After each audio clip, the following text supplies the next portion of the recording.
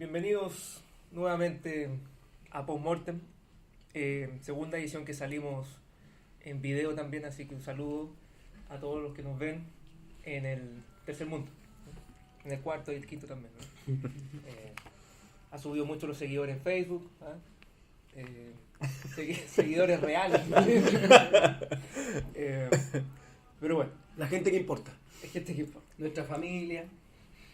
Hay que acordarse, sí, de los que no están. Brindo. No. Ignacio y Jorge. Esperemos que vuelvan. Son 2 pronto. semanas ya. 2 semanas. El poeta está afectado. Pero bueno. Está con una crisis creativa. Esperemos que vuelvan. Claro. Bien, el tema de hoy es el academicismo. Y aquí me lo va a dar como el profesor Bandera, ¿no? El que habla de los términos, las palabras. Saludo a Valdera en todo caso. A Bandera es también un amigo muy querido. Bueno, el academicismo remite a la palabra de la academia, obviamente, ¿no? Este lugar fue nombrado así por Platón. Todos ubican a Platón, me imagino, ¿cierto? Y ahí se realizaban estudios, ¿no es cierto?, en torno a diversas especialidades de la época, ¿no? La filosofía, la matemática, la lógica, etc. Yo creo que esto nos dice mucho ya del tema que nos convoca, ¿no? ¿Cuál es la necesidad de encerrar el conocimiento? Hasta un nivel casi de sectarizarlo, ¿no? Así como hacerlo exclusivo de una especie de casta, ¿no? Pero hacerlo como privado, es un poco como la idea. Lo cual nos puede llevar a otra pregunta, ¿no? Que ya es más contemporánea también, ¿no? ¿Para quién se investiga cuando se investiga, ¿cierto? O para quién se escribe cuando se escribe en este contexto. ¿Quiénes van a ser los usuarios, ¿no es cierto?, de este conocimiento? Y lo otro, que también quería plantearles como cuestionamiento, ¿no? Si creen que es compatible esta idea con lo pedagógico, ¿no? En el fondo. Si es pedagógico todo esto, o si comparten el análisis o no, ¿no? Aquí tenemos investigadores también, ¿no es cierto? ¿Cómo ven si creen que esto es algo como creciente, que siempre ha existido, ¿no es cierto? O que se ha tratado de democratizar más quizá ahora? Es complicado el tema de las preguntas que también establece. Creo que también tiene que ver con las apuestas políticas que cada sujeto vinculado a un área busque. O sea, cuando me quedo con lo último que planteaste, si se ha democratizado. Claro, probablemente hoy como nunca observamos gente que está ingresando a los espacios que son quizás reconocidos como los espacios de la academia, porque son la universidad. Pero también hoy como nunca hemos visto la aparición de posgrados, doctorados y también postdoctorados, porque antes el llegar a la universidad era como la meta, y se consideraba un espacio más bien de pocos.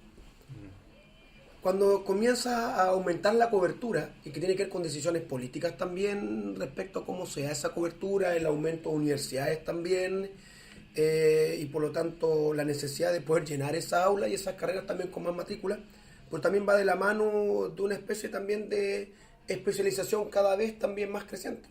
Por ejemplo, yo me acuerdo que en su momento también lo relevante era el magíster, se podía llegar, era como relevante, pero hoy en día hay carreras que incluso te sacan el magíster en 5 años, son parte del, A lo gringo, ¿no? claro, del pregrado Del más paquete. el magíster. Le lleva, como decía. Hoy en día el espacio, cierto, que aparece como menos inclusivo y más vinculado a aquellos que llegan quizás al espacio más propio de la academia, vendrían siendo los doctorados. A pesar de que también quizás uno puede observar un aumento también de instituciones que están dando más doctorados. Entonces la pregunta es, cuando vuelva a replicarse ese proceso que viene, probablemente el tema de los postdoctorados va a ser ese requisito para el mundo de la academia. Entonces, claro, la democratización o el acceso quizás ni siquiera ha modificado. Pero ahí tú lo tomaste por el lado del acceso. No, claro, lo tomé como en el lado del acceso. Pero ¿qué pasa con lo que se genera ahí? Claro, lo tomé por el lado del acceso porque también va de la mano con eso. Porque algunos plantean un poquito que hay un vaciamiento más genérico en el mundo del pregrado. Y por lo tanto, lo que antes se entendía como un espacio más académico, ha adquirido en el ámbito del pregrado quizás como una dimensión más pedagógica, que son en algunos casos dos procesos distintos, o sea, el tema de la academia como especialización e investigación y el ámbito cierto de lo pedagógico como una enseñanza respecto a un área en específico. Entonces, esa democratización también ha hecho que el concepto de la academia modifique o cambie, digamos, el espacio, su complejización y en donde se lleva a cabo quizás lo que antes se entendía como una academia en el pregrado. Entonces, lo veo de esa manera. Ahora, ¿para quién uno escribe, para quién uno investiga? Esa es una pregunta súper complicada porque algunos escriben para sí mismos, otros escriben buscando un impacto, otros escriben debido, ¿cierto?, a que hay ciertos requerimientos que son parte mismo de la academia. Y finalmente nos leen re poco. Parece ser que el tema de a dónde llegamos o a quién llegamos no es un tema relevante en la academia, sino que probablemente... Yo por eso planteo un poco que al parecer tiene un carácter como sectario, ¿no es cierto? Porque se leen entre ellos mismos, ¿no? Una comprensión interna. Claro, estamos claros que el acceso es más democrático, pero la práctica, a lo mejor interna, sigue siendo un poco sectaria, ¿no? No sé. Ahí, ¿cómo se llama? Bueno, una vez lo hemos conversado, Eduardo, varias veces, y me acuerdo cuando en parte surgió la idea post-mortem, ¿te acuerdas? Fue en la conversación en un café, a propósito de unas preguntas que yo te tenía cuando le regalé el libro del maestro Pinto, ¿no es cierto? Y como buen amigo le regalé el libro y como una dedicatoria, me acuerdo, y unas preguntas. Puso, ¿no?, un desafío. Claro, que era como a incentivar el diálogo. Entonces, me acuerdo que tú lo tenías como re claro, ¿no? Que está como dos grandes tradiciones del conocimiento, en donde en una, efectivamente, el conocimiento tenía que servir para algo, tenía una perspectiva mucho más utilitaria, si tú quieres, y otra que el conocimiento no tenía por qué necesariamente servir para algo, ¿no? Recuerdo siempre cuando trabajábamos juntos y parte como me comentabas que te molestaba mucho cuando los alumnos te decían en filosofía, bueno, ¿y esto para qué sirve? Entonces, bueno, ¿y por qué tiene que servir para algo? ¿No? Sí, claro. Entonces, dicho eso, yo tengo la impresión, o sea, yo me inscribo más en la tradición de que en el fondo si el conocimiento tiene que ojalá proyectarse a una utilidad, ¿no? Ya sea en el caso de las ciencias naturales, probablemente al desarrollo industrial, al progreso, y en el caso de las ciencias sociales para democratizar nuestra sociedad, ¿no? Yo me inscribo más dentro de eso. Ahora, tampoco cuestiono a aquellos que dicen que no tiene por qué tener una utilidad, ¿no? Porque mucho de la pega que hacen los investigadores también son oficios en el fondo, ¿no? Y uno podría preguntarse, si son oficios y se hacen en la práctica y todo lo demás, ¿por qué yo tendría que exigirle a un artesano que todos tuvieran que aprender artesanía? ¿No? Podría como poner esa pregunta para echarle pelo a la sopa, ¿no? Entonces, ahora, claro, históricamente el conocimiento, la forma de construcción del conocimiento siempre fue elitista, ¿no? O sea, el mismo ejemplo que tú pones de Platón, el mejor ejemplo, ¿no? La misma teoría de Platón, ¿no? O sea, en el fondo el gobierno es de los sabios, no de la muchedumbre ni la barbarie. Y yo creo que sí, efectivamente se ha ido democratizando, y sabes que yo creo que la masificación de los medios de comunicación ha sido una cuestión re importante para sociabilizar el conocimiento. Probablemente, y ese es el desafío, para sociabilizarlo entre investigadores, no necesariamente masificarlo. No sé si me explico, ¿no? O sea, hoy día, por ejemplo, yo puedo meterme en una plataforma y revisar los artículos clásicos de todo el mundo en la historia, y los tengo ahí. Antes tendría que haber viajado a esos países o haberme suscrito a una revista que era carísimo, y hoy día los puedo tener para trabajar. El tema es en el fondo ya no tanto el acceso entre los investigadores, sino más bien cómo eso se relaciona con la comunidad, ¿no?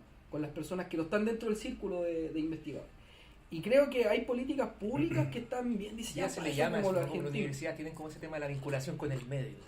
Claro, que la universidad hoy día lo tiene más que nada para justificar los puntos de la acreditación, ¿no? Entonces, como necesitan justificar eso, contactan no vamos a decir a cualquier grupo, a grupos, ¿no es cierto?, para sacar la foto y qué sé yo. Pero creo que un buen ejemplo de masificación del conocimiento, en el caso de las ciencias sociales, es Argentina. El canal Encuentro, por ejemplo. Sí. Es un canal, pero Hay en España, bueno, la BBC, por ejemplo, claro. Sí, lo que pasa es que yo encuentro que hay un problema en el circuito mismo de comunicación. Estamos con un problema del emisor, que no sé si quiere emitir algo, no sé si quiere dialogar. Tenemos un problema con el receptor también, que es el lector, a quien va dirigido. Claro. Entonces finalmente estamos en un diálogo extraño. Cada uno dice barbaridades, nadie se entiende. O no hay diálogo de partida. No hay diálogo. Entonces, Claro. el tema tiene una complejidad en su totalidad. Tenéis expertos, gente que no comunica, sino simplemente lo hace con un afán de currículum, con un afán de ego, etcétera. No todo, no voy a generalizar, por supuesto, pero hay mucho. Y tiene receptores también que, si vemos los estudios acá en Chile, los problemas de comprensión lectora son brutales. ¿Ya? El último estudio que se hizo este año arrojó, por ejemplo, que los jóvenes actualmente están acostumbrados, estamos hablando de adolescentes, están acostumbrados a leer poco, a leer fragmentos, tipo Twitter, ¿ya? Acostumbrados a leer muchas redes sociales. En segundo lugar, se están nutriendo de la información vacía, de saber que, por ejemplo, el corazón de una ballena cabe en una persona, por ejemplo, esa información de lo no relevante, ¿te fijas? Entonces, ese estudiante, esa persona, ese ser, llega a la universidad y se encuentra con tipos que quieren desarrollar conocimiento y no hay diálogo. No llega, no recibo, no aporto. Entonces, no hay comunicación y finalmente se transforma en monólogos. Ahí nos cruzamos con el problema de la libertad, ¿eh? Porque alguien podría decir, bueno, pero entonces las personas, los receptores en este caso, no quieren leer, no les interesa, y la respuesta podría decir, sí, no les interesa, pero hay que hacer que les interese. Y entonces vamos a suprimir, por ejemplo, los programas de televisión de farándula, los matinales, y obligarlos a culturizarse, por así decirlo. Y alguien te responde, no, pero es mi libertad, ¿no? Y si a mí no me interesa eso, si yo no quiero eso, para mí hay una cuestión fundamental.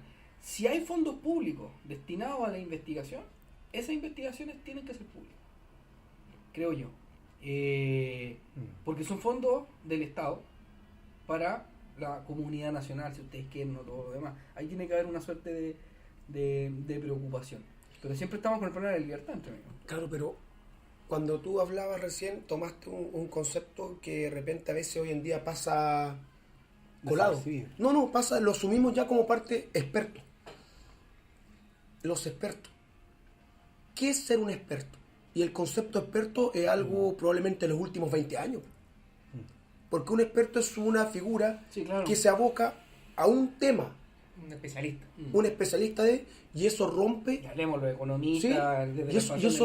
y eso rompe, digamos, la idea que existía antes de aquello sobre el concepto del intelectual. O por ejemplo, o que se entendía como. Más integral. Claro, que hablaba, ¿cierto?, de un conocimiento que mucho más amplio, pero hoy en día el mismo sistema ha hecho o parcializado tanto, ¿cierto?, el conocimiento, que ha emergido esta suerte de experto que no necesita saber de nada más que un tema en función, y que son más bien funcionales a las lógicas vinculadas al poder y al Estado. Es por eso que algunos han construido hoy en día la suerte de... más neoliberal. Claro, el experto es el académico bajo el marco del neoliberalismo. Me parece el criterio de la utilidad, que decís tú. Y que tiene que ver con la funcionalidad, pero para la estructura estatal, o mejor dicho, para las estructuras del poder. Y por eso que algunos han desarrollado, particularmente en España, esta confrontación entre el concepto del experto versus el intelectual. Y muchos plantean que bajo estos tiempos neoliberales lo que observamos es el ocaso del intelectual. Ya ni siquiera el ocaso, Claro, la muerte. pues. y el reinado del experto. ¿Y en qué sentido lo plantean como el peligro mayor? Porque hoy en día todo gira en concomitancia, ¿cierto?, con la lógica del poder. Porque el experto no cuestiona. El experto cumple. Es un burócrata. Claro, es un burócrata. eficiente. Y ahí, por lo tanto, la pregunta, ¿para quién?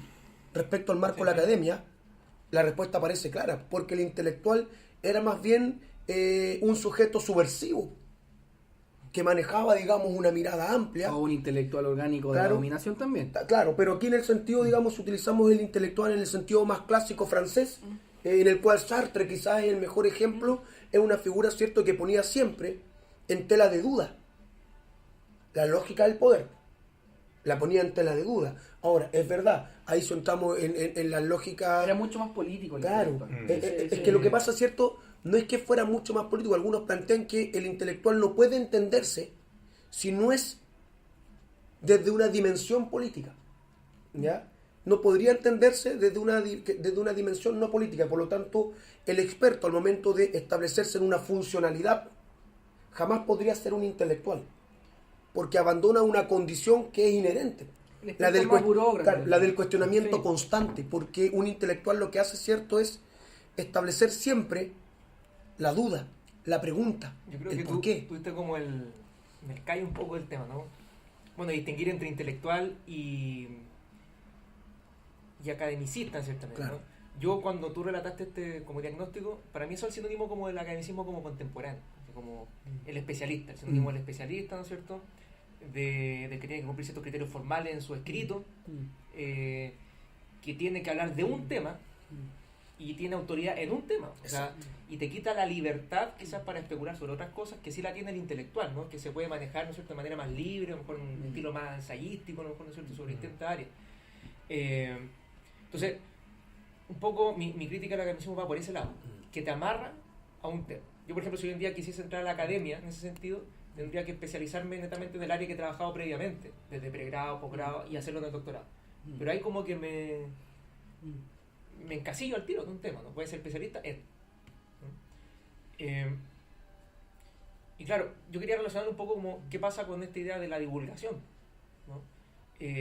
Hay científicos, por ejemplo, que son muy especialistas en su área, pero se dan el ejercicio de hacer la divulgación. O sea, Stephen Hawking, por ejemplo. Bueno, acá en Chile José Massa hace poco sacó un libro que dicen que se ha vendido harto. Polvo de estrellas o algo así. Sí, Sí. sí, sí. En su minuto lo hizo Maturana con Varela, por ejemplo. Tu ídolo, En Maturana. biología. Varela más que Maturana. Varela el que sabía de filosofía. Pero Maturana no lo reconoció. No, Varela sí. Varela sí. Y ahí yo veo un ejercicio como más académico, pedagógico, ¿no es cierto? Más expansivo en cierta medida, ¿no? No tan sectario. Claro, ahí el tema que también mencionaba Aníbal con respecto, bueno, intelectual orgánico o no. Y ahí tiene que ver con el carácter político. Nuevamente hay un tema de carácter político porque tú tomas una decisión. Claro. Habla desde un lado. Claro, te posicionas, tienes una trinchera y desde ahí, ¿cierto?, asumes un objetivo político sobre qué hacer. Qué hacer con lo que tú sabes, qué hacer con lo que tengo. Y efectivamente, si utilizamos el concepto del intelectual, el espacio universitario como una cuna académica, ¿va a ser un espacio de disputa? Sí. Y puede incluso estar ahí. Pero también lo va a ser el barrio, también lo va a ser, digamos, un periódico, también lo va a ser, digamos, manifiestos, porque finalmente su apuesta tiene que ver, ¿cierto?, con un análisis que Fíjate que no pretende que quede encerrado, sino que la idea, ¿cierto?, que se construya como un conocimiento y una herramienta. uno de los grandes intelectuales próceres de la filosofía, Sócrates, no escribió nada. Claro. Pero hoy en día un personaje así no existe, ¿no? No Pero- tendría... Pero finalmente nuestro modelo económico, nuestro modelo social nos ha llevado a complicar justamente la plataforma que era la universidad respecto a al intelectual y a la necesidad de formar tecnócratas, gente especialista en una sola área específica, la necesidad de magíster y doctorado para validar eso. O sea, nosotros como que necesitamos actualmente estadísticas para todo. La necesidad de estar viendo un partido de fútbol y que te pongan ahí la tenencia del balón, el porcentaje, o sea, hasta en esas cuestiones La necesitas... sistematización. Correcto. Entonces, el intelectual parece que en esta sociedad necesita ser validado por el currículum, o por el nombre, por el título, el posgrado, la publicación. Y finalmente eso no merma su trabajo. Es que hay dos cosas. Por una es cuál es el objetivo de él, ¿no? Porque en el fondo uno podría preguntarse si entonces qué hacer con los que no creen que el conocimiento tiene que ser necesariamente masificado. ¿Qué hacemos con los químicos, por ejemplo? ¿Los obligamos a masificarlo? ¿No? ¿Obligamos a toda la gente a que escuche música clásica, por ejemplo? O el conflicto será en la forma de financiamiento. O por ejemplo, ahí tiene una cosa, ¿no? Claro. Ahora, para mí el problema pasa por el diseño de políticas públicas. ¿Te fijáis? Porque hoy día, a propósito del tema de la validación de los títulos, los artículos en revistas indexadas, bla, bla, bla, hoy día para la generación de investigadores jóvenes, nosotros no tenemos otro mecanismo de insertarnos en la universidad o donde sea si no es a través de eso. Porque es como una burocracia. Es un filtro. Es un filtro, ¿no? O sea, tú te presentas a un concurso público, ¿cuántos artículos en revistas indexadas tiene? Y depende del nivel de indexación, ¿cuántos puntos tiene? ¿Cachai? Ahora, ¿quiénes diseñaron esas políticas? La pregunta sería, bueno, ¿y cuál era el argumento para diseñar esas políticas? Evitar el amiguismo. Porque antes de esas políticas, ¿cómo se entraba a la universidad? No vamos a dar nombre, ¿no? Pero generalmente, ¿qué es lo que ocurría para poder entrar a la universidad? Bueno, es que yo era amigo del rector y el rector hablaba con el jefe de carrera y el jefe de carrera me metía. ¿No? O sea, entonces, ¿cómo lograr una política pública que sea amigable, democrática, divulgativa, pero que también exija ciertos mecanismos de transparencia y de... Porque se da al otro extremo, ¿no? Nosotros lo conocemos bien, pues. ¿Cuántos académicos hay en universidades que con el discurso anti-academicismo, anti-publicación en revista indexada, qué es lo que hacen o hicieron en 30 años? Nada. Pero No vamos a dar nombre. No vamos a dar nombre, pero podría dar varios, pero no voy a dar. el otro día vi a una persona pero no quiero decir que, o sea, fondo, es el pero otro quería extremo, dar los ¿no? nombres ya. No, es el otro extremo, eso es lo que estoy diciendo. Claro, así como también en el otro lado hay extremos de personas Sí, que, estamos claros. que publican... Son unas máquinas de publicación. Claro, ¿no? Entonces, claro, ahí está el tema de la justa medida. Ahora, Aristóteles, justo medio. Pero mira, sabéis que de repente nos complicamos mucho porque pareciera ser que la discusión respecto a esto queda muy anclada en el área de las ciencias sociales. Porque todos nosotros estamos metidos en el área de las ciencias sociales. Pero mira, no insulta. no, perdón, en el área de la filosofía. Perdón, Yo estoy por sobre esa categoría. pero me mira, clasifica. para mí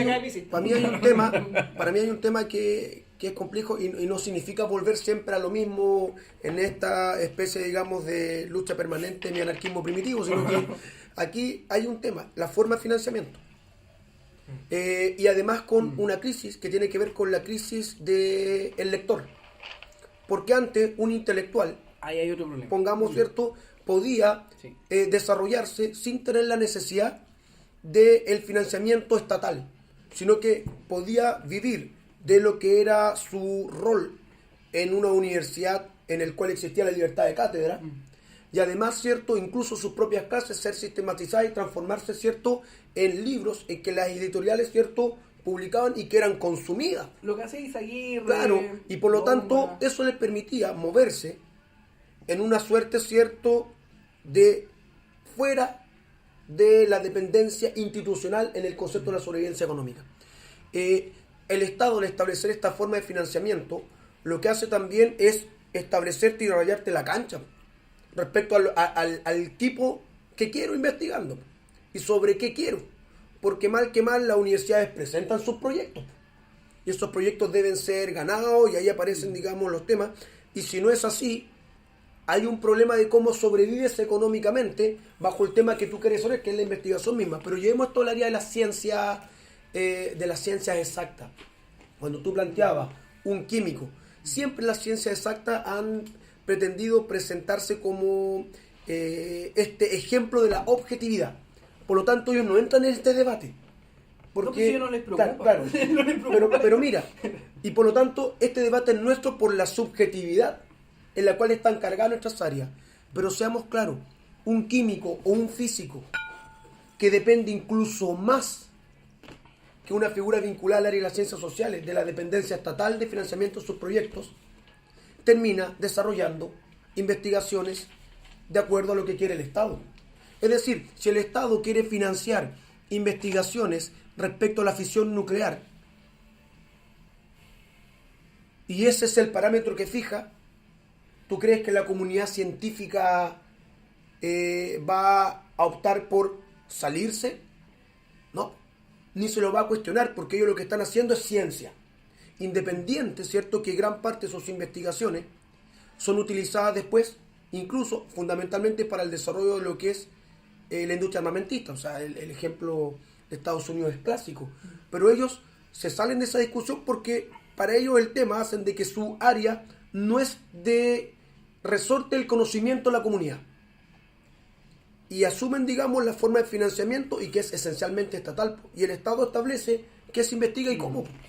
En Brasil, por ejemplo, en Sao Paulo, estaba en un congreso, y el inicio del congreso era de todas las ciencias, ¿ya?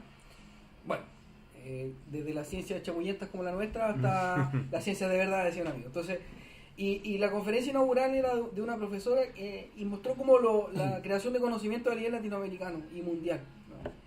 Y fíjate que el caso de Sao Paulo era bien interesante porque, claro, ellos aportaban un porcentaje importante del PIB de Brasil, pero tenían la práctica y la costumbre y la ley, ¿no? De que las empresas privadas de Sao Paulo, un porcentaje importantísimo de su ganancia se pagaba en impuestos que iban directo al desarrollo de investigación, Claro. ¿no? Y esa investigación estaba vinculada con los colegios técnicos. Y por tanto, ahí podría decir, ¿qué más democrático que eso, no? Entonces, esa investigación científica se impartía, se transmitía en colegios y aportaba al desarrollo industrial de la ciudad que más produce en Brasil, que es Sao Paulo. De hecho, ahí los paulistas son paulistas antes que brasileños y dicen que Río de Janeiro es una fiesta. Y ellos Ahí son los que podríamos trabajan, hablar ¿no? de un deseo autonomista que se está incluyendo. No sé. Volvemos. No sé, que en esa misma charla un tipo le gritó fuera Temer y la vieja se enojó. Pero bueno, el asunto es que, claro, yo creo que hay una cuestión importante, es la articulación, ¿cachai? Que tú puedas tener en la transmisión del conocimiento. ¿Te fijas? Pero nada, o sea, pasa por voluntad esto. Ah, tú puedes tomar la decisión de ser parte o no, pero también eso merma el impacto o si te puedes desarrollar como investigador o no. Pero fíjate que hoy en día parece que las políticas públicas van como en pro de eso, ¿no? De la difusión. Yo me acuerdo que participé en proyectos en la universidad, esta línea como no tan nueva, si es del siglo XX también, del CTS, ¿no? Que era como la ciencia, la tecnología y la sociedad. Estaba un poco la idea de hacerle esa pega desde la filosofía a la ciencia, ¿no? Y la tecnología, hacerlo como público, ¿no es cierto? Que la gente lo entendiese. Hicimos un par de capacitaciones en colegios, en distintos centros, ¿no es cierto?, comunitarios, de lo que se estaba investigando en la región, por ejemplo. Entonces, está como el interés desde el área como más gubernamental de financiar esos proyectos. Ahora, claro, pensando un poco maquiavélicamente, uno podría decir, bueno, para reafirmar la misma inversión, que la gente no diga, oiga, ¿por qué están ocupando con mi impuesto cuestiones que no... justificación. Es como para decirle, mire, estamos haciendo esto. Fiestas en yate o cosas Claro, así. claro, no estamos botando la plata. Entonces no es como tan... o sea, quizás este núcleo de visita también se ha ido como un poco disgregando de eso. O sea, también sería extraño pensar que la universidad pudiese abstraerse de las mismas lógicas del mercado. O sea, sería, digamos, estaríamos hablando de la excepcionalidad. Y en realidad, claro, la universidad también se mueve y las discusiones que se dan en torno a las reformas universitarias tienen que ver más por los aportes basales que por otra cosa. Eso demuestra, por lo tanto, la vinculación que se tiene frente al recurso y que te vas a mover de acuerdo un poco a quien te marca la pauta es quien pone los recursos. Yo tengo la impresión, que no tengo los datos, pero tengo la impresión y casi el convencimiento de que hoy día Chile produce mucho más conocimiento de que lo que producía en los 60, por ejemplo, ¿no? Y entonces el tema es en el fondo cómo desarrollar una política pública que permita el acceso y lamentablemente está y tiene que competir con el rating, ¿no? Tiene que competir con las pechugas de la modelo. El problema es que en Chile no está ni siquiera esa opción. En Chile no tenemos un canal de encuentro. Fíjate que el único canal, más o menos que yo creo que lo debe ver gente y que es bien bueno, ya que no nos auspicia, no podemos dar no, pero el 13 Cable, por ejemplo, que transmite, uno decir, música más o menos cultura, es privado. Es privado, no es público, ¿no? Y el canal público transmite otras cosas buenas y otras cosas pésimas. Entonces, ahí lamentablemente tiene que haber una preocupación de una política pública. Y a propósito de Alejandro, de Florencio, ¿no? Hay que hacerle un llamado ahí que haga sus gestiones, ¿no? Ya que está tan metido en eso, Ya que mueve tanta bandera, ya que mueve tanta Claro. bandera con su tono compromiso ahí. Por ejemplo, de campaña norteamericana. Le aviso, estamos ya más o menos casi, ¿no? sí, Y pero para uno cerrar, se produce más conocimiento, como en cualquier otro momento, más que en los 60, incluso yo iría un poquito más que en los 50, para meterme, digamos, en los intelectuales del PC de la época. Pero ese conocimiento no se condice con el impacto. Quizás Claro, se, claro. se producía menos conocimiento en los 50 o 60, pero ese conocimiento tenía un mayor impacto en la comunidad, quizás de lo que se tiene ahora. Para ser abogado del Eh, diablo, alguien te podría decir, pero ¿cuánto porcentaje de la gente sabía leer y escribir en los 50? Para el 50 y 60 ya los porcentajes se movían sobre el 80%. Si para comienzo de 1900 se tenía un 40%, pero a lo Pero que piensa voy... que en los 50, Pero el el acceso a 40% la de la universidad también, población, Claro, el 40% de la población vive en el campo. sí, pero a lo que voy yo, cierto que el tema, incluso, pero hoy en día Entonces, la tenemos... idea de la tasas- masificación previa, no sé qué tan real es. Pero por ejemplo, hoy en día tenemos una tasa de alfabetización de un 99%. Y efectivamente, hoy más que nunca, la gente sabe leer y escribir, pero no comprende lo que lee. Es decir, uno puede presentar los datos y efectivamente los datos tienen una gracia, que pueden ser utilizados para validar las posiciones de acuerdo a cómo uno las quiera presentar. Pero claro, el tema es finalmente si existe la voluntad de que esto llegue o no. Esa es una pregunta. para cerrar, yo creo que bueno, el tema derivó en, se dijo por ahí, ¿no? El tema de la libertad, yo creo de la libertad tanto del que recibe, si es que realmente le interesa saber esto, ¿no? Y ese es el punto. Y la libertad también del que investiga. Evidentemente, si más gente tiene más herramientas y sabe más leer, hay más posibilidades de que quiera. Es Pero distinto, tampoco. claro, es distinto. Pero la gente quiere saber. Baradit ya lo demuestra. Claro. Bueno, ahí está el tema de la forma, Claro. que Jorge nos dio El cátedra marketing. del tema de la forma. Pero bueno, Te extrañamos, Jorge. saludos a Jorge. Bueno, da para otro, ¿eh? Yo creo que aquí quedamos Sí. cortos, muy cortos. Así que vamos a hacer otro episodio sobre el academicismo. Agradecer la presencia de los académicos. de los De esta especialistas. secta. De los expertos. Este ejercicio no es academicista. Así que, Claro. bien. Aquí buscábamos difusión. Buscamos difusión. No lo puedo incluir en mi currículum, en mi producción normal. Post-mortem. Bueno, saludos a todos los que nos escuchan y nos ven también. Hasta la próxima.